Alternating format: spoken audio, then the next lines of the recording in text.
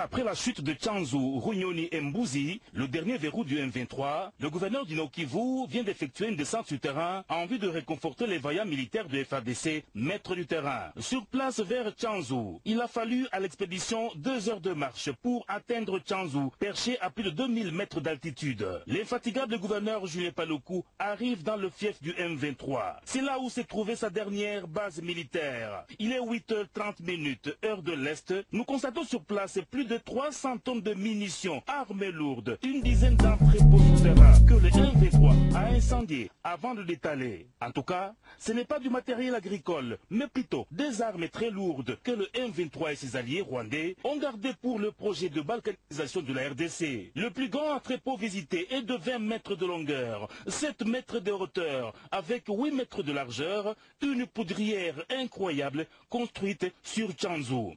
Cette arme ici, d'une portée de tir de 22 km, a été incendiée dans la nuit de ce dimanche par le M23, après avoir enregistré une défaite devant le FARDC.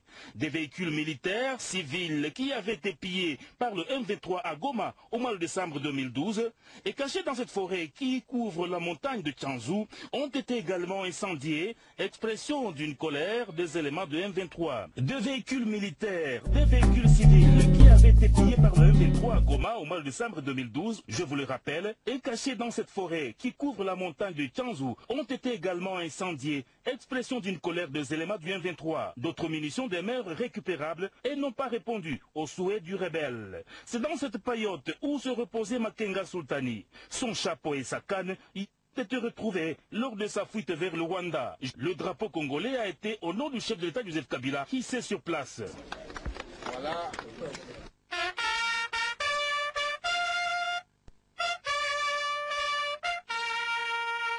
Des sources militaires précisent que l'heure est au ratissage. Runyoni, que vous apercevez, est occupé par les forces loyalistes. Des enfants rwandais capturés au front ont témoigné avoir été recrutés au Rwanda, précisément à Butare. Ils ont reçu l'assurance du gouverneur Julien Paluku pour leur protection. Adieu, le M23.